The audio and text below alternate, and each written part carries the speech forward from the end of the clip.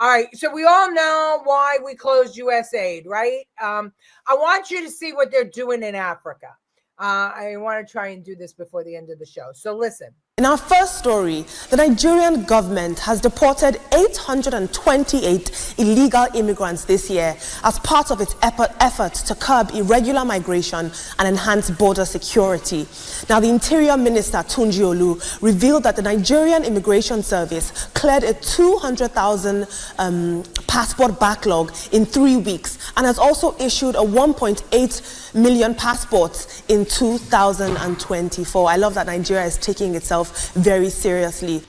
In our next trending story, the former president of Kenya, Uhuru Kenyatta, is trending in a viral video where he supported President Donald Trump's decision to halt aid to some foreign countries. Let's take a look at what he had to say.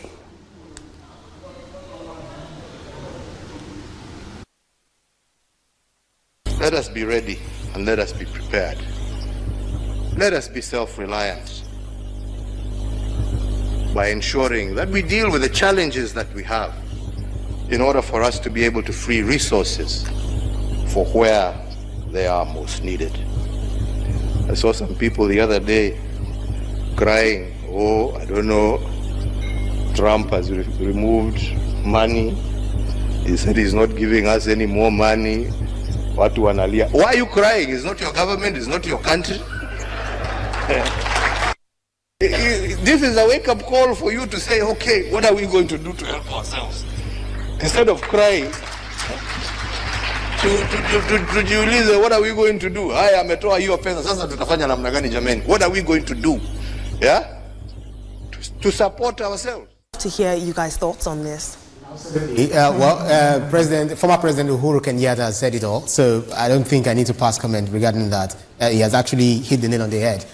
For me, Uhuru Kenyatta's statement is just spot on. I love to hear that, and I believe, and I hope rather, that all African leaders are taking note that you need to take care of your home.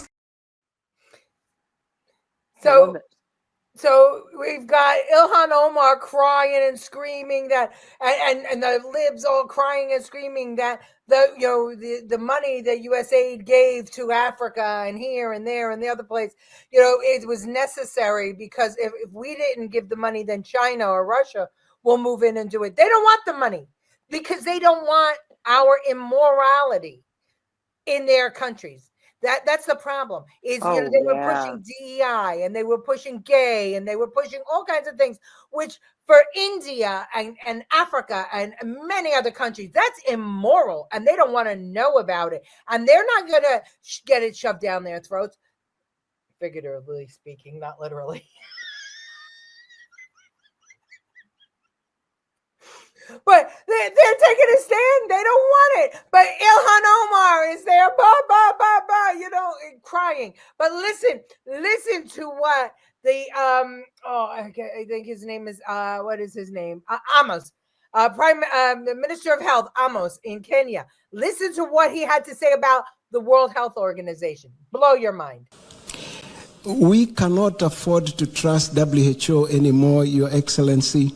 And I'll just mention a few things that have caused great concern to us. In 2014-2015, WHO brought tetanus eradication campaign in our country. It was a campaign to eradicate neonatal tetanus, babies who are born who eventually get tetanus. And the vaccine that was used is a different type of a tetanus vaccine that is a fertility regulating vaccine, where they take tetanus and combine it with a hormone called human chorionic gonadotropin that supports pregnancy.